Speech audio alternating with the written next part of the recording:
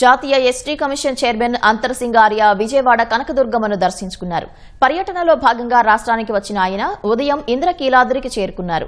ఆలయ ఈవో సీనా నాయక్ అంతర్సింగ్కు స్వాగతం పలికి దర్శన ఏర్పాట్లు చేశారు. ఆలయంలోకి వెళ్లిన ఆయన ప్రత్యేక దర్శనం ద్వారా అమ్మవారి సేవలో పాల్గొన్నారు.